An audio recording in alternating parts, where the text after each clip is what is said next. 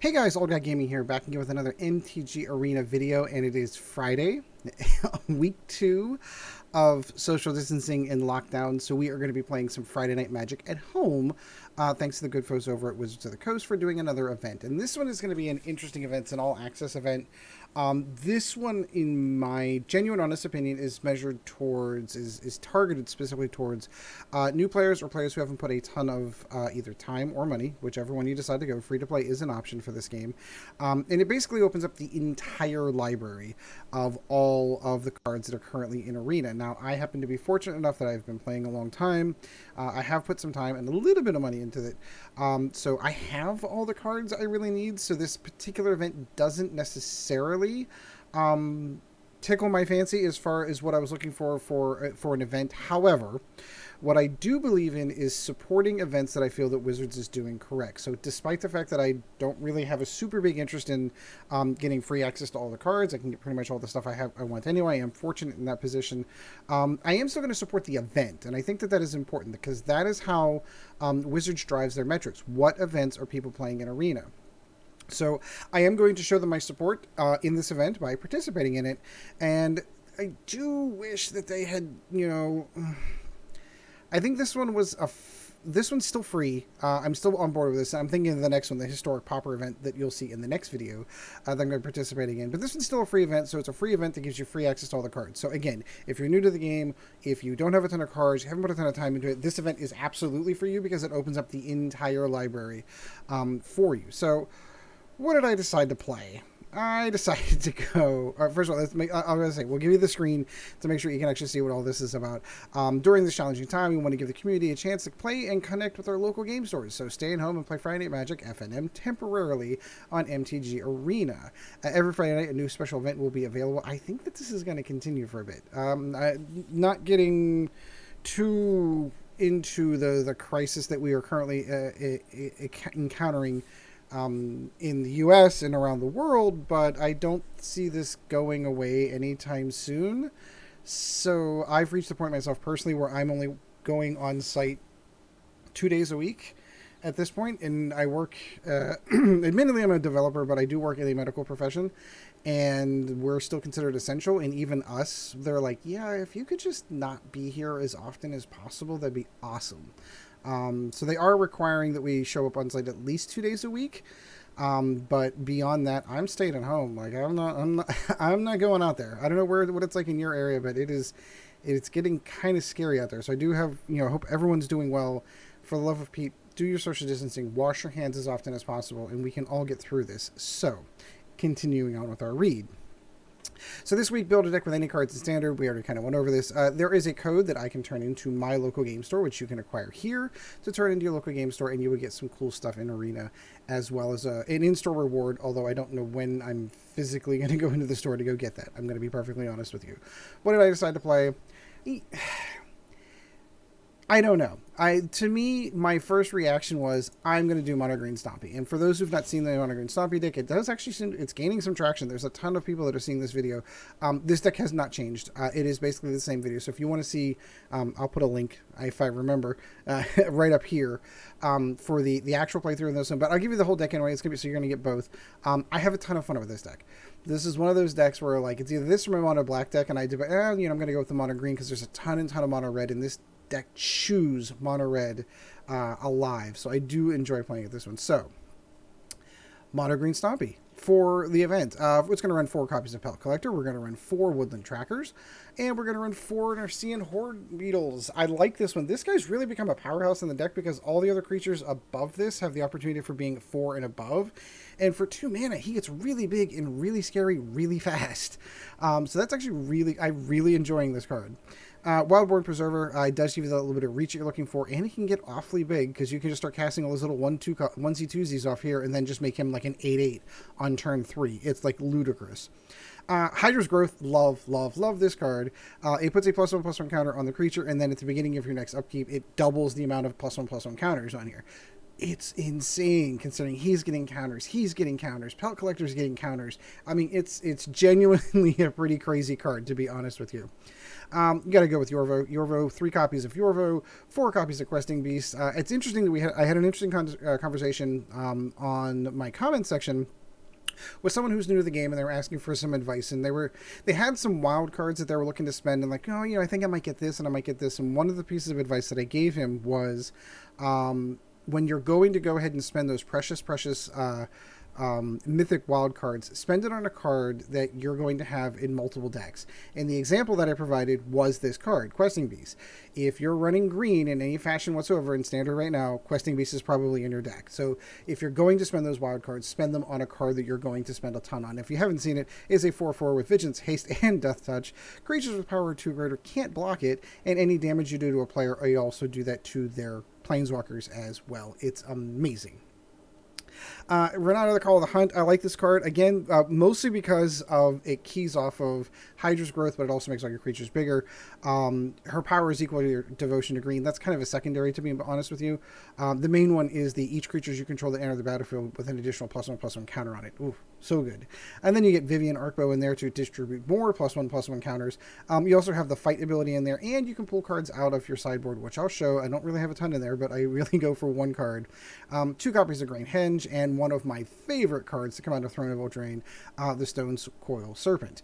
2 castles of Castle Garenbrig, and 22 Forest. The sideboard, Shifting Ceratops. That's if I'm going for the against mono blue, one of my favorite. Can't be countered, and it's going to hit the table. That's the only thing I keep in the sideboard in this deck, because this is just basically build up, get out there fast, and punch your opponent in the face. So, since we can play this event for free, let's go ahead and just select that deck, and we're going to go ahead and go. So, if you like the video, of course, like, subscribe. Always helps out the channel. We are super close to our lifetime goal of 1,000 subscribers. I do appreciate the conditions that we are in the world, and that everyone's kind of home and watching some YouTube videos. So I appreciate if you do get any enjoyment, derive any enjoyment whatsoever, or find me in any way entertaining or amusing, hit the like and subscribe button. That would be super helpful. Oh, wow. Yes. This is 1, 2, 3. Ooh, Leyline of the Void. What are we playing in? I don't see that card that often. Say hello. Love that. Too bad I don't do anything with my graveyard. Great card. Really happy to see they get reprinted in M20, but... And Wildborn Preserver. And everything's coming up Millhouse so far. Excellent. So then the big question becomes do you go for the 3/3 Reach Trample on Stonecoil Serpent? This is a multicolored deck. I think that is exactly what we do.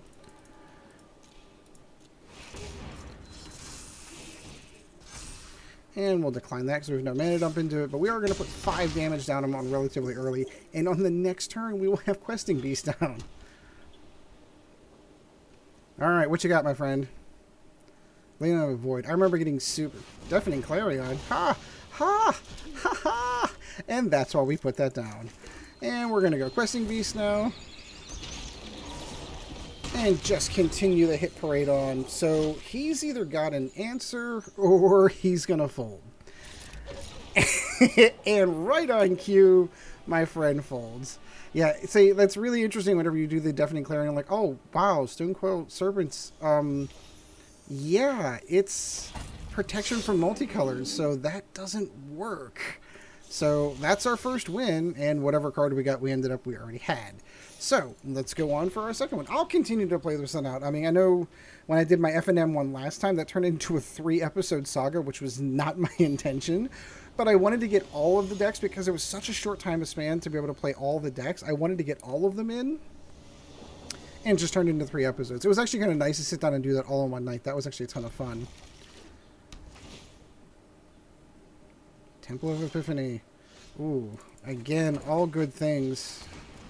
Would love to have another mana. I'm debating on the... Oof. Alright, so can we outrun them before they shatter the skies on us? That is genuinely the question here. Can we outrun them before they shatter the skies? Probably. They got one more turn before they're going to do it. Yeah, so this is where Yorvo is going to come into play. Maybe. Maybe I'll hold off. I think I might hold off.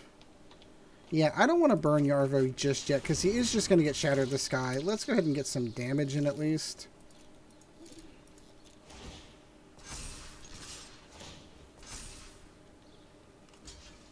Yep, that's fine.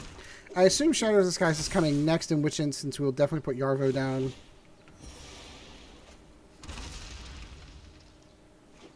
He might not Shatter the Sky. He's got enough to kind of sit down and block us. He might hold on to that. Fae of Wishes. Interesting. He is going to go and pick a board wipe. Look at that! It's like we knew that was coming. Okay, so since we're aware that that's coming, board wipes do not kill planeswalkers. So, let's just go for the distributing counters. Yeah, it's not going to matter because he's just going to wipe the board next.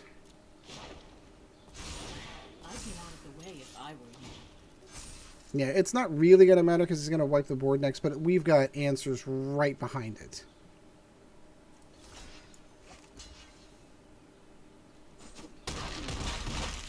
There we go. There we go. And time wipe, please. Oh, interesting. He's going to go for Vivien. Interesting choice. No, again, it's not worth it to me to lose all the creatures.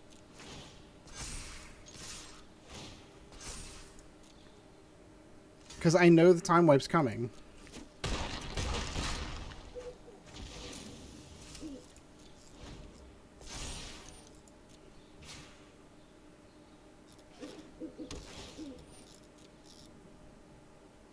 So what's he do here?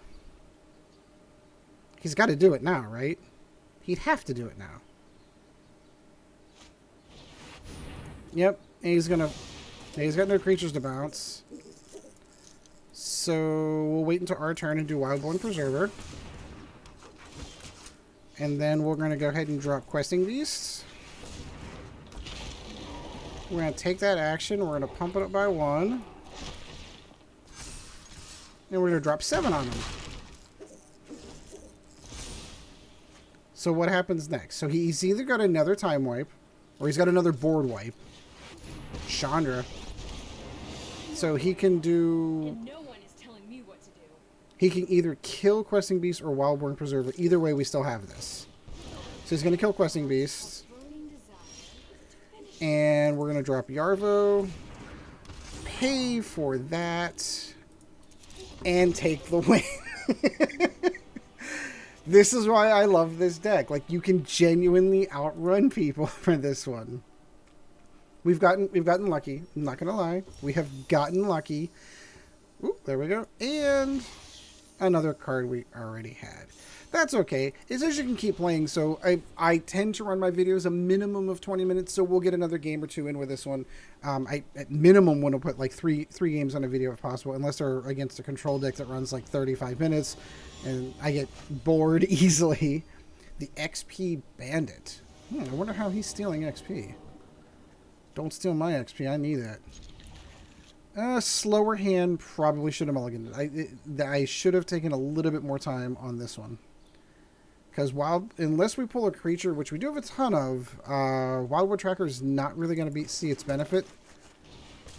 Yeah, probably should have mulliganed that. That's okay. It gets really big here in a moment, but especially against black. Oh, goody. One of my favorite decks. I can't imagine he's going to block the cat with a cat. Yeah, they don't usually like to start those in the graveyard.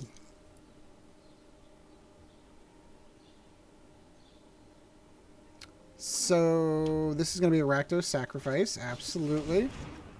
Very nice. Death Touch. Make sure I'm a little wary about attacking them. I'm not. I might actually be, because I do not actually have the... Oh.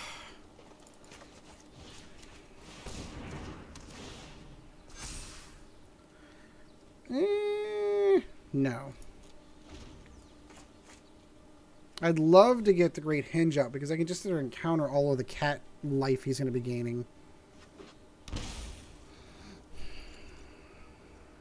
Probably that Rakdos creature would be my guess. The Mayhem Devil. Probably. Yep, there it is. Doesn't have a sack outlet for it yet. Oh my goodness. No.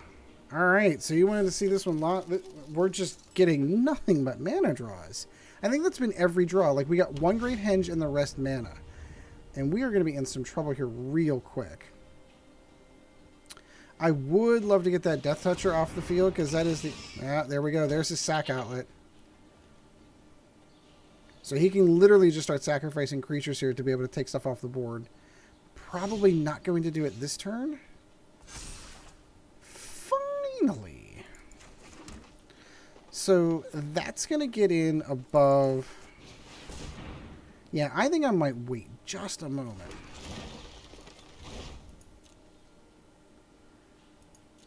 No, I'm going to hold off. Because he's going to have to sacrifice a whole bunch of creatures to kill this thing. And Questing Beast will get in above the Death Toucher, which is super helpful. Sure.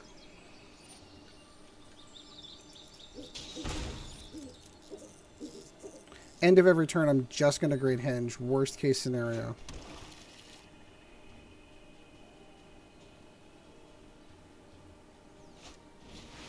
Midnight Reaper. Interesting.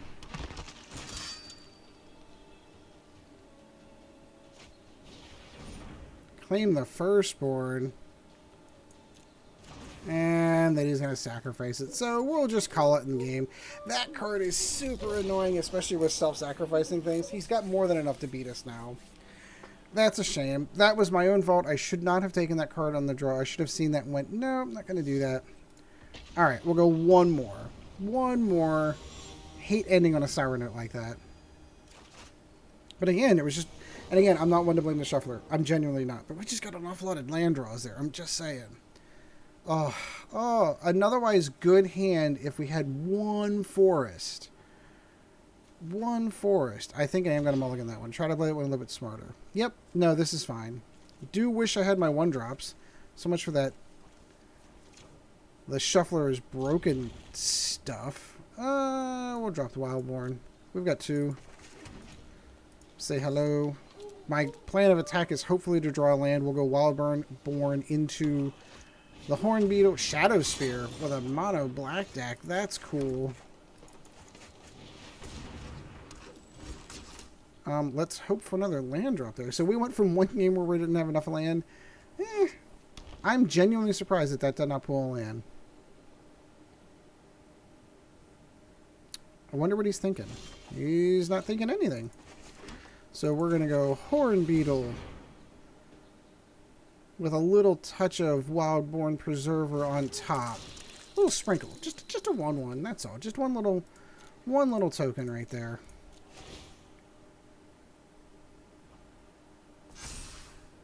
So he's got something. I can see him looking at his cards. He's like, ooh, what am I going to answer with? Or nothing. That's cool too. Devotion to green right now would be 4. She would help. So either one. I'm kind of wary on what this guy's pulling off. Nothing? Nothing doing. I'm going to hold off on Questing Beast for just a moment.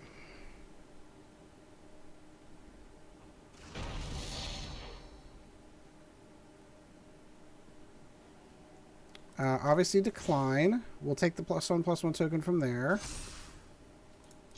And in we go. I am curious as what this Golgari deck's got cooking.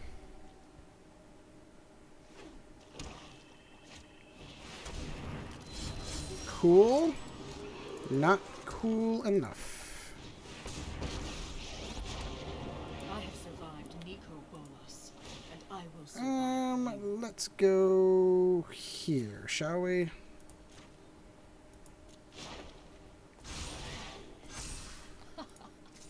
Let's attack him with that 7/3. See how he feels about that.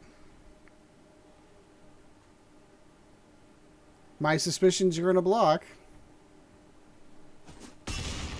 Okay. Neat. That's an interesting decision. Because now I just need to attack. That's it. I will use her ability, kill him, and then like Great Henge is cool. What he wants to do is he wants to put Shadow Spear on this. And even if he does it, he's not going to have enough to kill. I'm like, if it were me, I would have blocked here. Nightmare Shepherd's cool. Still going to take care of it. Okay, so let's go Questing Beast. He's going to get a +1/+1 token from her. Yep, and that's how that one goes. I would have had enough to attack him, just a straight up attack, but I would have probably used her ability to take out his 6/6 and then just rolled on through from there. So that's going to do it for this video. I do hope you enjoyed. If you have any ideas for what decks you played in this event, let me know in the comments down below. I'm especially interested in hearing those folks who do not have a ton of cards. I'd love to know what deck you went for to build with. Just kind of curious to see what everyone was building. Are you going for those top meta decks, or did you do something like I did and have fun with it? Let me know in the comments down below. And in the meantime, like, subscribe, right there would be super helpful. And in the meantime, guys, we shall see you in the arena. This video was brought to you in no small part by our patrons. If you would like to help out the channel, go to www.patreon.com/oldguygamingmtga, and thank you for your support.